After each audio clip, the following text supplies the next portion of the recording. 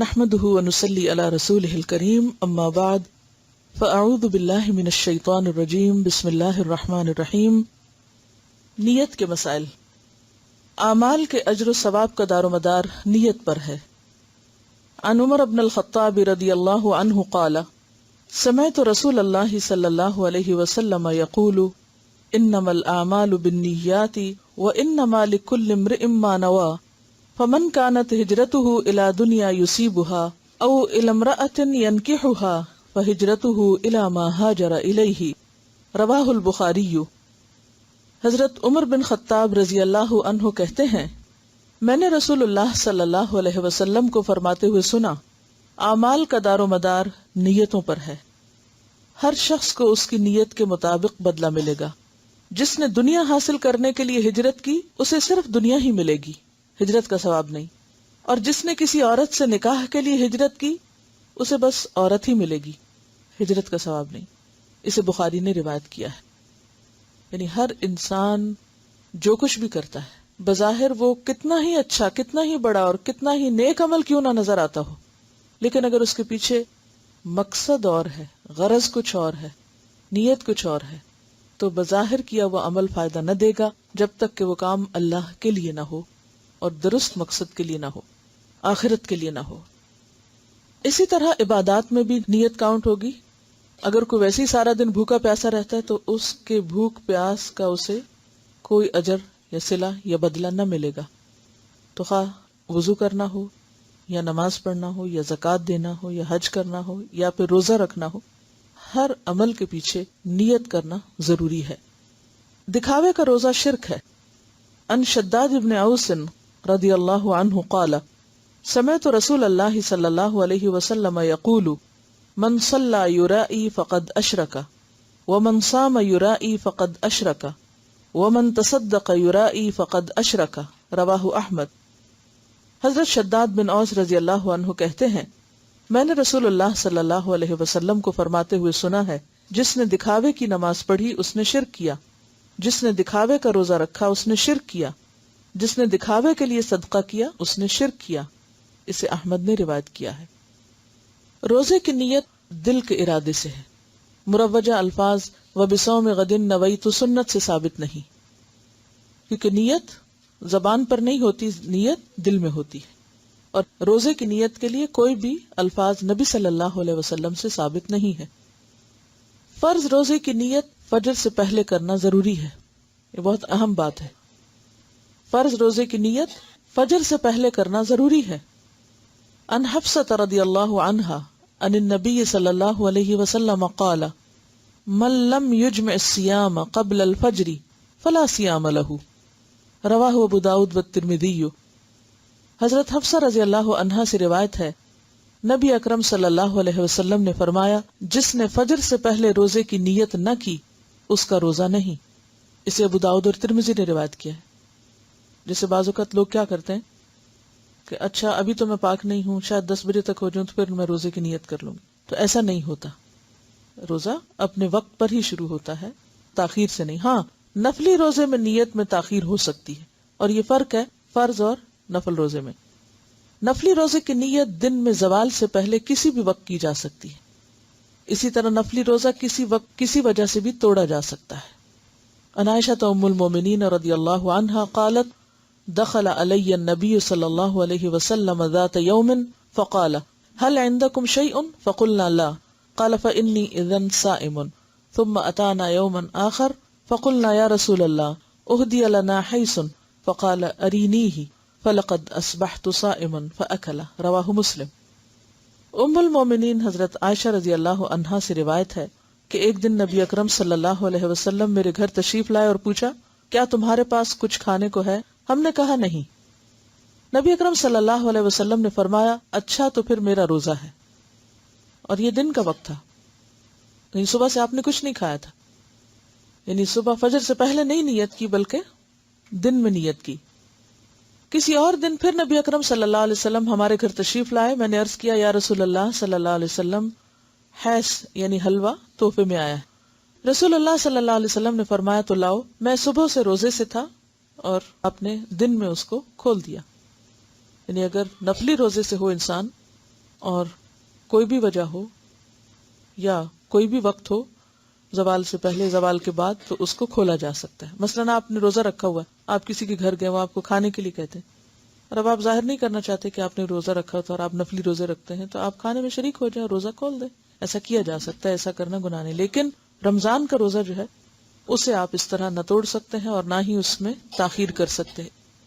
مانا ہوا روزہ جو ہے وہ پھر فرضی روزے کے مطابق ہو جائے گا، یعنی نفلی روزے اور فرضی میں فرق ہے، یعنی وہ فرض کے برابر ہو جاتا ہے۔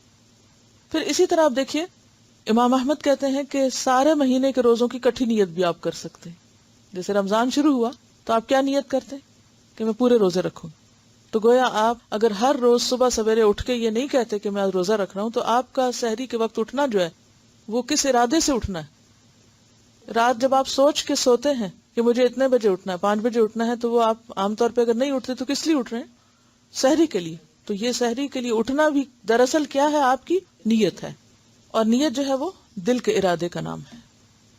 اسی طرح بعض لوگ یہ پوچھتے رہتے ہیں کہ کیا ہم شوال کے روزے اور قضا روزے اکٹھے رکھ سکتے ہیں، یعنی ایک ہی دن میں 2 نیتیں اکٹھی کر لیں؟ تو 2 نیتیں بیک وقت جمع نہیں کی جا سکتی، کیونکہ ایک فرض ہے اور ایک نفل ہے۔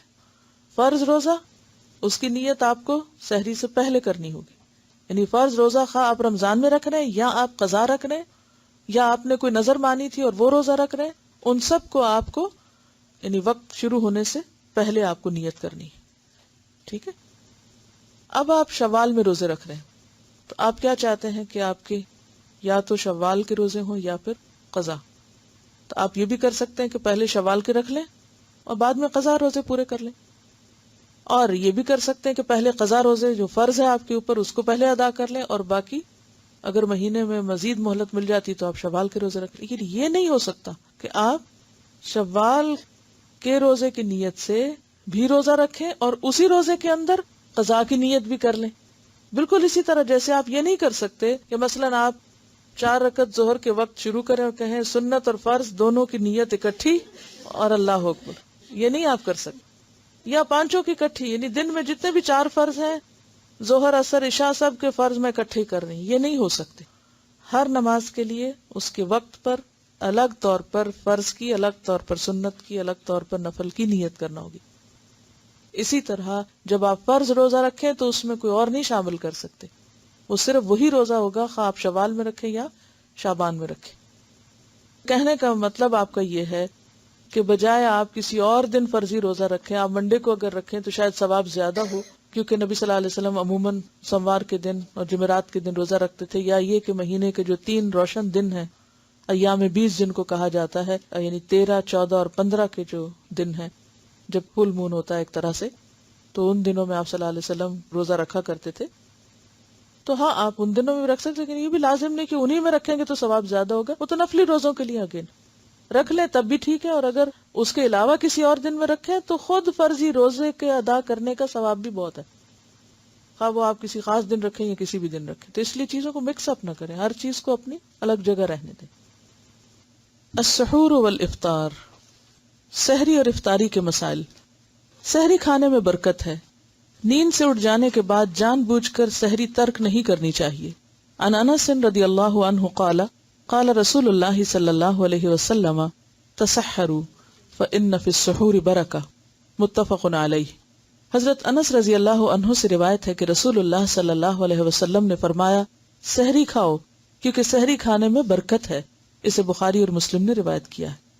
اور برکت کا معنی یعنی تھوڑا بھی کھا لے تو اس سے انسان کی سیٹسفیکشن ہو جاتی ہے، اور بالکل اگر کچھ نہ کھائے تو اس سے ایک اور طرح کی فیلنگ ہوتی۔ دوسری بات یہ کہ جو کھانا بابرکت ہوتا ہے وہ انسان کی صحت کا بھی ضامن ہوتا ہے، یعنی اس وقت کا کھانا جو ہے وہ انسان کے لیے کئی قسم کے فائدے رکھتا ہے۔ رمضان المبارک میں فجر کی اذان سے پہلے سحری کے لیے اذان دینا سنت ہے، یعنی سحری کے لیے جگانے کو جو اذان دی جاتی ہے، سحری کا وقت بتانے کو، تو وہ اذان بھی دی جا سکتی ہے۔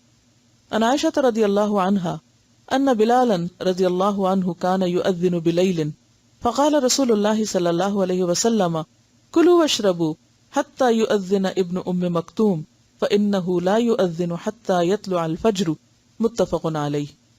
حضرت عائشہ رضی اللہ عنہا سے روایت ہے کہ حضرت بلال رضی اللہ عنہ رات کو سحری سے قبل اذان دے دیا کرتے تھے، چنانچہ رسول اللہ صلی اللہ علیہ وسلم نے فرمایا اس وقت تک کھاؤ پیو جب تک کہ ابن ام مکتوم اذان نہ دے دیں، اس لیے کہ ابن ام مکتوم اس وقت تک اذان نہیں دیتے جب تک فجر نہ ہو جائے.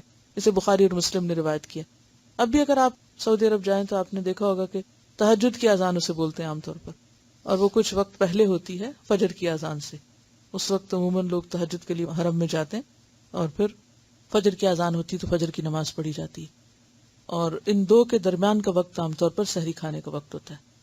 افطار میں جلدی کرنا اور سحری میں دیر سے کھانا انبیاء کرام کا طریقہ ہے، یعنی سحری بہت جلدی نہیں کر لینی چاہیے کہ رات 12 بجے کر کے آپ سو جائیں. عن ابی الدرداء قال قال رسول اللہ صلی اللہ علیہ وسلم ثلاث من اخلاق النبوة تعجیل الافطار وتأخیر السحور ووضع الیمین علی الشمال فی الصلاة رواہ الطبرانی. حضرت ابو درداء رضی اللہ عنہ روایت کرتے ہیں کہ رسول اللہ صلی اللہ علیہ وسلم نے فرمایا 3 باتیں اخلاق نبوت میں سے ہیں، یعنی نبیوں کا طریقہ رہی ہیں. نمبر 1 روزہ جلدی افطار کرنا، اور جلدی سے مراد سورج غروب ہوتے ہی، وقت ہونے کے فوراً ساتھ ہی. نمبر 2 سحری دیر سے کھانا، یعنی آخری وقت میں کھانا، وقت کے بعد نہیں، وقت تک. نمبر 3 نماز میں دایاں ہاتھ بائیں ہاتھ کے اوپر رکھنا. اسے طبرانی نے روایت کیا ہے. سحری کھاتے آذان ہو جائے تو کھانا فوراً ترک کرنے کی بجائے جلدی جلدی کھا لینا چاہیے، یعنی ایک دم ابرپٹلی سٹاپ نہیں کرنا چاہیے. عن ابی ہریرہ رضی اللہ عنہ قال قال رسول اللہ صلی اللہ علیہ وسلم اذا سمع احدکم النداء والاناء على يده فلا يدعه حتى يقضي حاجته منه رواہ ابو داود. حضرت ابو ہریرہ رضی اللہ عنہ سے روایت ہے کہ رسول اللہ صلی اللہ علیہ وسلم نے فرمایا جب کوئی آدمی آذان سنے اور پینے کا برتن اس کے ہاتھ میں ہو تو اسے فوراً نہ رکھ دے بلکہ اپنی ضرورت پوری کر لے. اسے ابو داؤد نے روایت کیا. اب دیکھیے کہ کتنی حکمت ہے، کھانے کی وجہ پینے کا برتن کہا گیا ہے، کیونکہ یا تو آخر میں پانی پیتے ہیں یا چائے پیتے ہیں. تو چائے پیتے وقت یعنی بازو کو تھوڑی سی رہتی ہے تو اس کو اذان ہوتے ہوتے مکمل کر لیں، لیکن یہ نہیں کہ ایک کپ پینے کے بعد ایک اور بھی انڈیل لیں. روزہ افطار کرنے کے لیے غروب آفتاب شرط ہے. عن عمر رضی اللہ عنہ قال قال رسول اللہ صلی اللہ علیہ وسلم اذا اقبل اللیل من ها هنا وادبر النهار من ها هنا وغربت الشمس فقد افطر الصائم متفق علیہ. حضرت عمر رضی اللہ عنہ کہتے ہیں رسول اللہ صلی اللہ علیہ وسلم نے فرمایا جب رات آ جائے، دن چلا جائے اور سورج غروب ہو جائے تو روزہ دار روزہ کھول لے. اسے بخاری اور مسلم نے روایت کیا ہے. دوران سفر جہاز پر سوار ہوتے وقت اگر روزہ افطار کرنے میں 15 منٹ باقی ہوں لیکن پرواز کی مطلوبہ بلندی پر پہنچ کر سورج 1 گھنٹے بعد غروب ہوا تو روزہ بھی 1 گھنٹے بعد ہی افطار کیا جائے گا. اسی طرح سحری کے وقت کا تعین بھی حاضر جگہ اور مقام کے لحاظ سے کیا جائے گا. اس میں بہت دلچسپ بات ہے. ایسا ہوا کہ ایک مرتبہ رمضان میں سفر تھا تو لوگ فلائٹ پہ بیٹھے ہوئے تھے، تو جو ہی ابھی فلائٹ اٹھ رہی تھی تو افطار کا وقت ہو گیا، تو انہوں نے اعلان کر دیا کہ افطار کر لیں. لوگوں نے افطار کر لیا اور جب فلائٹ سٹیبل ہوئی اوپر گئی تو سورج نظر آ گیا اور لوگوں نے شور مچا دیا کہ ہمارا روزہ خراب کر دیا ہے، ابھی تو سورج غروب ہی نہیں ہوا. تو یقیناً جب آپ اوپر جا کے دیکھیں گے تو سورج ابھی نظر آ رہا ہوگا، نیچے ہوں گے تو سورج آپ کو نہیں دکھے گا. تو بات یہ ہے کہ اگر تو ابھی جہاز نیچے ہی ہے اور اس وقت ہو چکا ہے اور آپ افطار کرتے ہیں تو آپ کا افطار درست ہے، بھلے 5 منٹ کے بعد اوپر جا کے آپ سورج دیکھتے ہیں، کیونکہ اس وقت کو شمار کیا جائے گا جب آپ اس خاص مقام پر تھے. یہ شریعت کے احکام زمان، مکان اور کیفیت اور کمیت اور وہ تمام چیزوں کو سامنے رکھ کے طے ہوتے ہیں. لیکن اگر افطار ہونے میں 5 منٹ تھے اور اتنے میں جہاز اوپر چڑھ گیا اور اب وہ 5 منٹ کتنے بن گئے، 1 گھنٹہ بن گیا، تو اب آپ 5 منٹ بعد افطار نہیں کریں گے جب تک وہ 1 گھنٹہ گزرے گا نہیں اور وہ سورج غروب نہیں ہوگا، افطار نہیں ہو سکتا. تازہ کھجور، خشک کھجور، چھہارا، پانی سے روزہ افطار کرنا مسنون ہے. نمک سے روزہ افطار کرنا سنت سے ثابت نہیں. عن انس رضی اللہ عنہ قال كان النبي صلی اللہ علیہ وسلم يفطر على رطبات قبل ان يصلي فإن لم تكن رطبات فعلى تمرات فإن لم تكن حسى حسوات من ماء رواہ ابو داؤد والترمذی حسن۔ حضرت انس رضی اللہ عنہ سے روایت ہے، نبی اکرم صلی اللہ علیہ وسلم نماز مغرب سے پہلے تازہ کھجوروں سے روزہ افطار فرماتے۔ اگر تازہ کھجوریں نہ ہوتی تو خشک کھجوروں سے، جن کو چھہارے کہتے ہیں۔ اگر خشک کھجوریں نہ ہوتی تو چند گھونٹ پانی سے ہی افطار فرما لیتے۔ اسے ابو داؤد اور ترمذی نے روایت کیا ہے۔ کھجور میں چونکہ انرجی بھی ہوتی ہے، وہ ایک طرح سے کھانے کی جگہ ہوتی ہے، اور اس کے بعد نماز پڑھنا آسان ہو جاتا ہے، فوری طور پر انرجی بحال ہو جاتی ہے، اور یہی ایفیکٹ جو ہے وہ پانی کا ہوتا ہے۔ روزہ افطار کرتے وقت درج ذیل دعا مانگنا مسنون ہے۔ ان ابن عمر رضی اللہ عنہما قال کان النبی صلی اللہ علیہ وسلم اذا افطر قال ذهب الظمأ وابتلت العروق وثبت الاجر ان شاء اللہ، رواہ ابو داؤد۔ حضرت عبداللہ بن عمر رضی اللہ عنہ سے روایت ہے کہ نبی اکرم صلی اللہ علیہ وسلم جب روزہ افطار فرماتے تو یہ دعا پڑھتے، ذهب الظمأ وابتلت العروق وثبت الاجر ان شاء اللہ، پیاس ختم ہوئی، رگیں تر ہو گئیں، اور روزے کا ثواب انشاءاللہ پکا ہو گیا۔ اسے ابو داؤد نے روایت کیا ہے۔ روزہ افطار کروانے والے کا اجر روزہ افطار کرنے والے کے برابر ہے۔ عن زید بن خالد الجہنی رضی اللہ عنہ قال قال رسول اللہ صلی اللہ علیہ وسلم من فطر صائما کان له مثل اجرہ غیر انہ لا ينقص من اجر الصائم شیئا، رواہ الترمذی۔ حضرت زید بن خالد جوہنی رضی اللہ عنہ کہتے ہیں، رسول اللہ صلی اللہ علیہ وسلم نے فرمایا، جس نے روزہ دار کو روزہ افطار کرایا اسے بھی اتنا ہی اجر ملے گا جتنا اجر روزہ دار کے لیے ہوگا، اور روزہ دار کے اجر سے کوئی چیز کم نہ ہوگی۔ اسے ترمذی نے روایت کیا ہے۔ یعنی روزہ رکھنے کا جو ثواب روزہ دار کو ملے گا، افطار کرانے والے کو بھی اتنا ہی ملے گا، اور یہ اس سے لے کے نہیں دیا جائے گا، اللہ تعالیٰ اپنی خاص رحمت سے عطا کرے گا۔ روزہ افطار کروانے والے کو درج ذیل دعا دینی چاہیے۔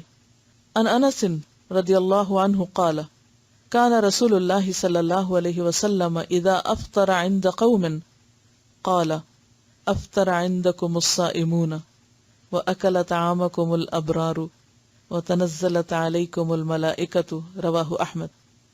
حضرت انس رضی اللہ عنہ کہتے ہیں، رسول اللہ صلی اللہ علیہ وسلم جب کسی کے ہاں روزہ افطار فرماتے تو ان کو یہ دعا دیتے، کیا؟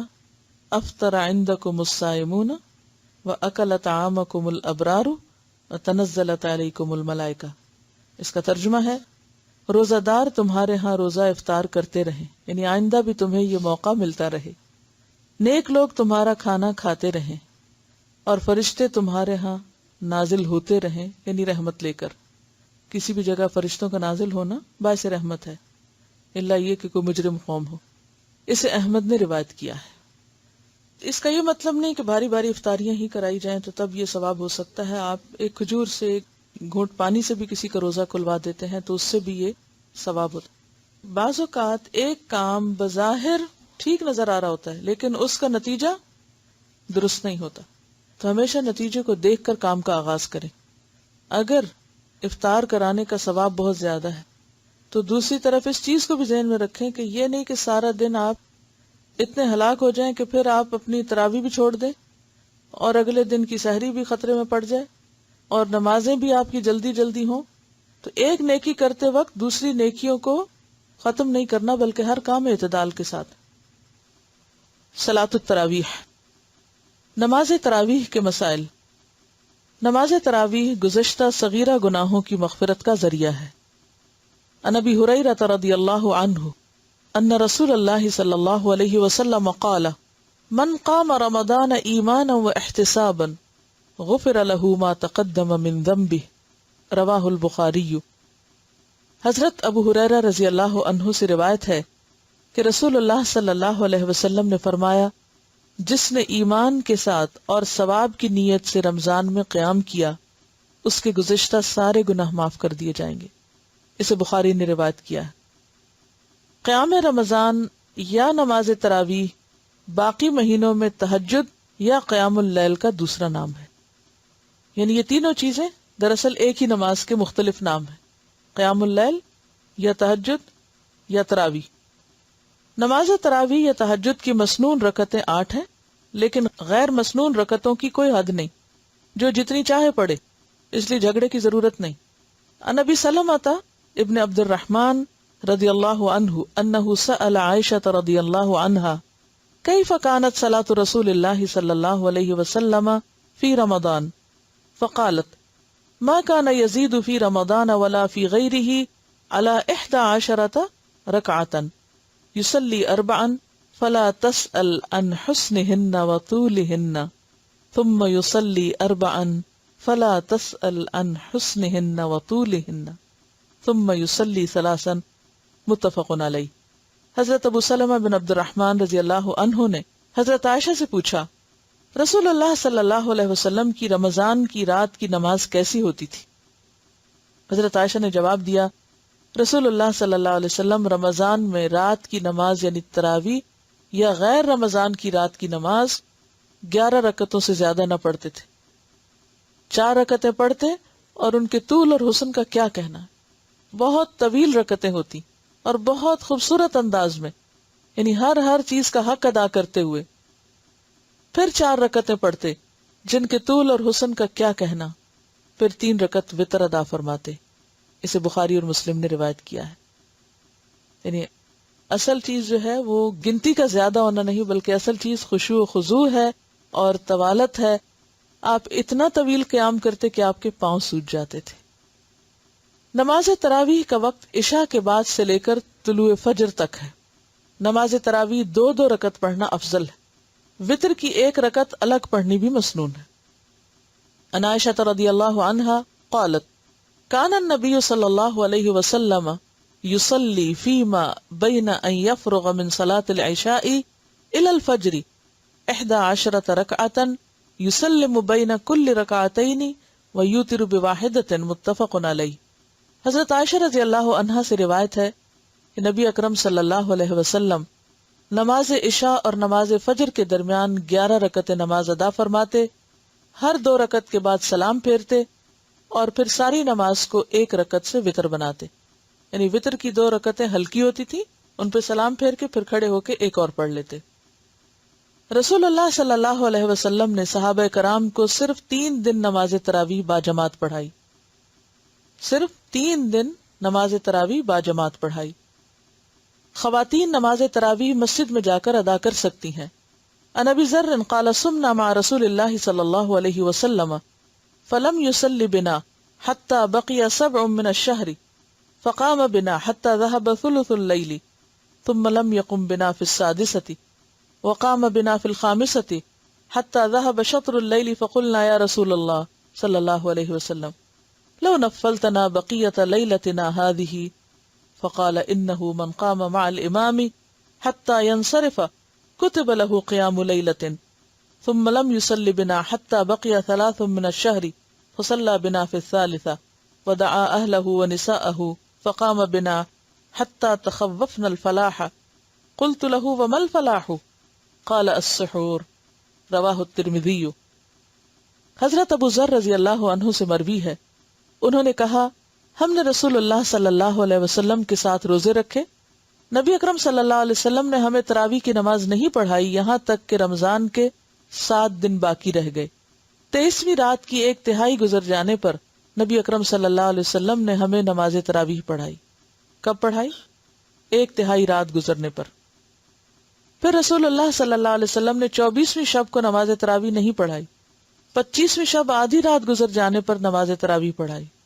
اب یہ دوسرا وقت۔ ہم نے کہا یا رسول اللہ صلی اللہ علیہ وسلم کیا ہی اچھا ہو اگر آپ رمضان کی باقی راتوں میں بھی ہمیں نفل نماز پڑھائیں۔ نبی اکرم صلی اللہ علیہ وسلم نے فرمایا جس نے امام کے فارغ ہونے تک امام کے ساتھ قیام کیا، یعنی نماز تراویح باجماعت ادا کی، اس کے لیے ساری رات کے قیام کا ثواب لکھا جائے گا۔ پھر رسول اکرم صلی اللہ علیہ وسلم نے ہمیں نماز تراویح نہیں پڑھائی حتیٰ کہ 3 روز باقی رہ گئے، یعنی 27ویں کو۔ چنانچہ آپ نے ہمیں 3ری مرتبہ 27ویں شب تراویح پڑھائی، جس میں اپنے اہل و عیال کو بھی شامل کیا۔ اہل و عیال سے مراد ازواج وغیرہ۔ یہاں تک کہ ہمیں فلاح کے ختم ہونے کا ڈر ہوا۔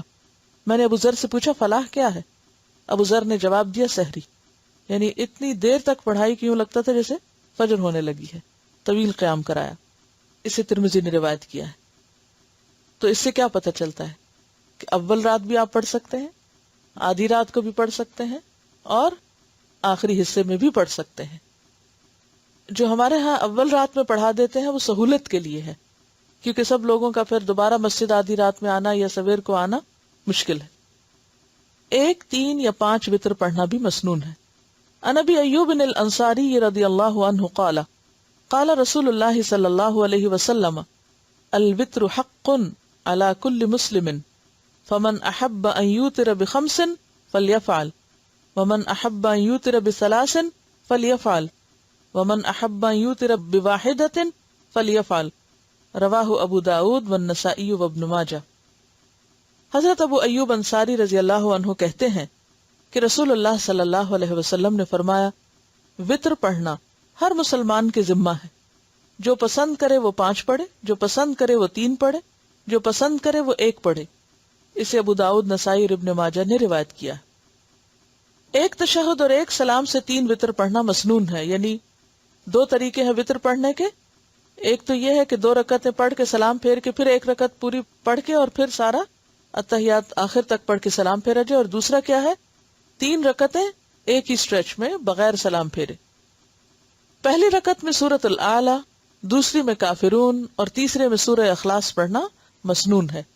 عن ابی بن کعب رضی اللہ عنہ ان النبی صلی اللہ علیہ وسلم کان یقرأ فی الوتر سبح اسم ربک الاعلی وفي الركعة الثانية قل يا أيها الكافرون وفي الثالثة قل هو الله أحد ولا يسلم إلا في آخرهن رواہ النسائی. حضرت ابی بن کعب رضی اللہ عنہ سے روایت ہے نبی اکرم صلی اللہ علیہ وسلم وتر کی 3 رکعتوں میں سے پہلی میں سورۃ الاعلی، دوسری میں کافرون، تیسری میں سورہ اخلاص پڑھتے اور سلام آخری یعنی تیسری رکعت ہی میں پھیرتے. اسے نسائی نے روایت کی. یعنی دونوں طرح آپ سے پڑھنا ثابت ہے. نماز مغرب کی طرح 2 تشہد اور 1 سلام سے 3 وتر ادا کرنا درست نہیں. عن ابی ہریرہ عن النبی صلی اللہ علیہ وسلم قال لا توتروا ب3 اوتروا ب5 او ب7 ولا تشبہوا بصلاۃ المغرب رواہ الدارقطنی صحیح. حضرت ابو ہریرہ رضی اللہ عنہ نبی اکرم صلی اللہ علیہ وسلم سے روایت کرتے ہیں کہ 3 وتر مغرب کی نماز کی طرح نہ پڑھو، کیونکہ مغرب کی نماز میں 2 پڑھ کے اور پھر اٹھ کے پڑھتے، بلکہ 5 یا 7 پڑھو. 3 وتر نماز مغرب کی طرح 2 تشہد اور 1 سلام سے پڑھ کر وتروں کی نماز مغرب سے مشابہ نہ کرو. اسے دارقطنی نے روایت کیا ہے. وتروں میں دعائے قنوت رکوع سے قبل اور بعد دونوں طرح پڑھنی جائز ہے. سئل انس بن مالک رضی اللہ عنہ عن القنوت فقال قنت رسول اللہ صلی اللہ علیہ وسلم بعد الرکوع وفی روایت قبل الرکوع وبعدہ رواہ ابن ماجہ. حضرت انس بن مالک رضی اللہ عنہ سے دعائے قنوت کے بارے میں دریافت کیا گیا تو انہوں نے کہا کہ رسول اللہ صلی اللہ علیہ وسلم نے رکوع کے بعد قنوت پڑھی ہے. ایک روایت میں یوں ہے کہ رکوع سے پہلے اور بعد دونوں طرح پڑھی ہے. اسے ابن ماجہ نے روایت کیا ہے. دعائے قنوت جو نبی اکرم صلی اللہ علیہ وسلم نے حضرت حسن بن علی رضی اللہ تعالی عنہ کو وتر میں پڑھنے کے لیے سکھائی وہ درج ذیل ہے. عن الحسن بن علی رضی اللہ عنہما قال علمنی رسول اللہ صلی اللہ علیہ وسلم کلمات اقولهن فی القنوت الوتر اللہم اہدنی فی من ہدیت وعافنی فی من عافیت وتولنی فی من تولیت وبارک لی فی ما اعطیت وقنی شر ما قضیت فإنک تقضی ولا یقضى علیک انہ لا یذل من والیت ولا یعز من عادیت تبارکت ربنا وتعالیت رواہ الترمذی و ابو داود والنسائی و ابن ماجہ والدارمی. حضرت حسن بن علی رضی اللہ عنہ کہتے ہیں کہ رسول اللہ صلی اللہ علیہ وسلم نے مجھے وتروں میں پڑھنے کے لیے یہ دعائے قنوت سکھائی. الہی مجھے ہدایت دے اور ہدایت یافتہ لوگوں میں شامل فرما، مجھے عافیت دے اور ان لوگوں میں شامل فرما جنہیں تو نے عافیت عطا فرمائی، مجھے اپنا دوست بنا کر ان لوگوں میں شامل فرما جنہیں تو نے اپنا دوست بنایا، جو نعمتیں تو نے مجھے دی ہیں ان میں برکت عطا فرما، اس برائی سے مجھے محفوظ رکھ جس کا تو نے فیصلہ کیا ہے. بلا شبہ فیصلہ کرنے والا تو ہی ہے اور تیرے خلاف فیصلہ نہیں کیا جاتا. جسے تو دوست رکھے وہ کبھی رسوا نہیں ہوتا اور جس سے تو دشمنی رکھے وہ کبھی عزت نہیں حاصل کر سکتا. اے ہمارے پروردگار، تیری ذات بڑی بابرکت اور بلند و بالا ہے۔ دوسری مسنون دعائے قنوت یہ ہے، ان عمر انہ قنط فقال اللہم انا نستعینک ونستغفرک ونثنی علیک الخیر کلہ ونشکرک ولا نکفرک ونخلع ونترک من یفجرک اللہم ایاک نعبد ولک نصلی ونسجد والیک نسعی ونحفد نرجو رحمتک ونخشى عذابک ان عذابک بالکفار ملحق۔ رواہ الطحاوی۔ حضرت عمر رضی اللہ عنہ یہ دعائے قنوت پڑھا کرتے تھے، یا اللہ ہم تجھ سے مدد چاہتے ہیں، تجھ سے بخشش کے طلبگار ہیں، تیری ہر طرح کی بہترین تعریف کرتے ہیں، تیرا شکر ادا کرتے ہیں، ناشکری نہیں کرتے۔ جو شخص تیری نافرمانی کرے ہم اس سے قطع تعلق کرتے ہیں اور اسے چھوڑتے ہیں، یا اللہ ہم صرف تیری ہی راہ میں محنت اور جد و جہد کرتے ہیں، ہم تیری رحمت کے امیدوار ہیں، تیرے عذاب سے ڈرتے ہیں، بے شک کافروں کو تیرا عذاب پہنچ کر رہے گا۔ 3 رات سے کم میں قرآن کریم ختم کرنا ناپسندیدہ عمل ہے۔ بعض لوگ شبینہ کے نام سے پوری رات میں ایک ہی دفعہ پورا قرآن پڑھ لیتے ہیں، یہ درست نہیں۔ عن عبداللہ ابن عمر رضی اللہ عنہما ان رسول اللہ صلی اللہ علیہ وسلم قال لم یفقہ من قرأ القرآن فی اقل من 3 رواہ ابو داود۔ حضرت عبداللہ بن عمر سے روایت ہے کہ رسول اللہ صلی اللہ علیہ وسلم نے فرمایا، جو شخص 3 رات سے کم وقت میں قرآن کریم ختم کرتا ہے وہ قرآن کو نہیں سمجھتا۔ اسے ابو داؤد نے روایت کیا۔ تو اس سے کیا پتہ چلتا ہے کہ قرآن کو سمجھ کے پڑھنا چاہیے اور جلدی ختم کرنے سے منع کیا گیا۔ ایک رات میں قرآن کریم ختم کرنا خلاف سنت ہے۔ عن عائشہ رضی اللہ عنہا قالت لا اعلم نبی اللہ صلی اللہ علیہ وسلم قرأ القرآن کلہ حتی الصباح، رواہ ابن ماجہ۔ حضرت عائشہ رضی اللہ عنہا فرماتی ہیں، میں نہیں جانتی کہ نبی اکرم صلی اللہ علیہ وسلم نے کبھی صبح تک سارا قرآن مجید ختم کیا ہو، یعنی ایک رات میں پڑھ کے۔ اسے ابن ماجہ نے روایت کیا ہے۔ سجدہ تلاوت میں یہ مسنون دعا پڑھنی چاہیے۔ عن عائشہ رضی اللہ عنہا قالت کان النبی صلی اللہ علیہ وسلم یقول فی سجود القرآن باللیل، یعنی رات کے وقت جب آپ تلاوت کرتے تھے نماز میں تو سجدہ تلاوت جہاں آتا اور سجدہ الگ کرتے، یہ نماز کی رکعت کے علاوہ سجدہ ہے، تو اس میں یہ دعا پڑھتے، سجد وجہی للذی خلقہ وشق سمعہ وبصرہ بحولہ وقوتہ، رواہ ابو داود۔ حضرت عائشہ رضی اللہ عنہا فرماتی ہیں، نبی اکرم صلی اللہ علیہ وسلم قیام اللیل کے دوران جب سجدہ تلاوت کرتے تو فرماتے، میرے چہرے نے اس ہستی کو سجدہ کیا جس نے اسے پیدا کیا اور اپنی طاقت اور قدرت سے اس میں کان اور آنکھیں بنائیں۔ کیا اللہ کی شان ہے نا، پوری 1 سکن ہے، 1 پیس ہے، اور اس کے اندر کٹ لگائے این مناسب جگہوں پر مناسب سائز کے، یعنی کہ ایک آنکھ بہت بڑی اور ایک چھوٹی ہے، بہت جڑی ہوئی ہے، بہت کھلی ہے، کہیں سے کہیں اوپر نیچے، اور پھر اسی طرح کانوں کی جگہ پر کان بنائے۔ تو جس رب نے، کیونکہ جب بچے کی گروتھ ہوتی ہے تو اس وقت یعنی سب ایک ہی جیسی چیز بڑھ رہی ہوتی ہے، ایک لوتھڑا ہوتا ہے، پھر کس طرح اللہ تعالیٰ وہ پورے پیسیجز بناتا ہے اندر، اور وہ سب کھلے ہوتے ہیں، اگر ایک بھی اس میں چھوٹی سی چیز بند ہو تو انسان کی زندگی محال ہو جاتی ہے۔ حتیٰ کہ مجھے ایک بچے کو دیکھنے کے اتفاق ہوتا ہے جس کے آنسوؤں کا یہ جو سوراخ ہے وہ بند تھا، اور یعنی بہت زیادہ اس کی وجہ سے اس کو تکلیف تھی، اور بعض اوقات یہ ہوتا ہے کہ ایکسیسو واٹر آنے لگتا ہے تو ہر وقت آنکھیں پوچھنا پڑتی ہیں کہ اگر سوراخ بڑے ہو جائیں تو مشکل، اور اگر بند ہو تو مشکل۔ تو کس طرح اللہ تعالیٰ ان میں کٹ لگاتا ہے اور شک کرتا ہے، یہ جس نے کیا اس سر کو پھر اسی کے آگے جھکنا چاہیے۔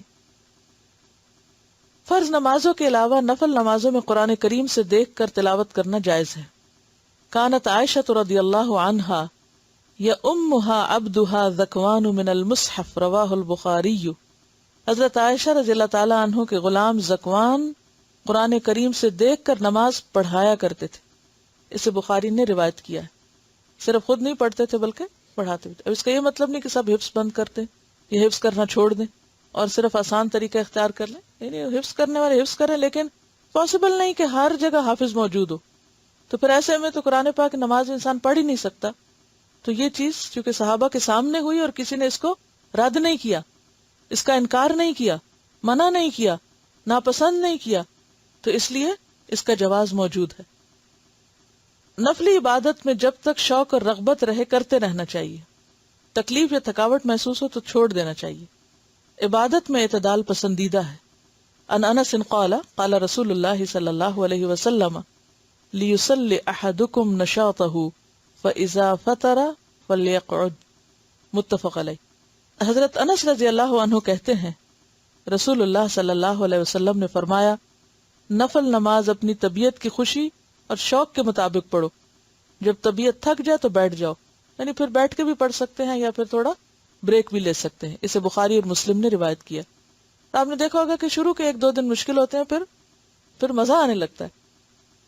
ان عائشہ رضی اللہ عنہا قالت قال رسول اللہ صلی اللہ علیہ وسلم خذوا من الاعمال ما تطيقون فان اللہ لا يمل حتى تملوا، متفق علیہ۔ حضرت عائشہ رضی اللہ تعالی عنہا کہتی ہیں رسول اللہ صلی اللہ علیہ وسلم نے فرمایا، اپنی ہمت کے مطابق عبادت کرو، اللہ تعالیٰ اجر دیتے، کبھی نہیں تھکتے، جبکہ تم عبادت کرتے تھک جاتے ہو۔ اسے بخاری اور مسلم نے روایت کیا۔ یعنی جو کام شروع کرو پھر اس کو نبھاتے بھی جاؤ، ایسا نہیں کہ کبھی تو بہت زیادہ کر لیا اور کبھی بالکل بھی نہ کیا۔ فرض نمازیں بھی چھوڑ دی رمضان کے بعد۔ ان عبداللہ ابن عمرو بن العاص رضی اللہ عنہما قال قال رسول اللہ صلی اللہ علیہ وسلم یا عبد اللہ لا تکن مثل فلان کان یقوم من اللیل فترک قیام اللیل، متفق علیہ۔ حضرت عبداللہ بن عمرو بن العاص کہتے ہیں رسول اللہ صلی اللہ علیہ وسلم نے فرمایا، اے عبداللہ تم فلاں آدمی کی طرح نہ ہو جانا جو رات کو عبادت کے لیے اٹھا کرتا تھا پھر اس نے اٹھنا چھوڑ دیا۔ اسے بخاری اور مسلم نے روایت کیا ہے۔ یعنی خواہ تھوڑی عبادت ہو لیکن کیا پسندیدہ ہے، مستقل مزاجی کے ساتھ۔ وآخر دعوانا الحمدللہ رب العالمین۔ سبحانک اللہم وبحمدک نشہد ان لا الہ الا انت نستغفرک ونتوب الیک۔ السلام علیکم ورحمۃ اللہ وبرکاتہ۔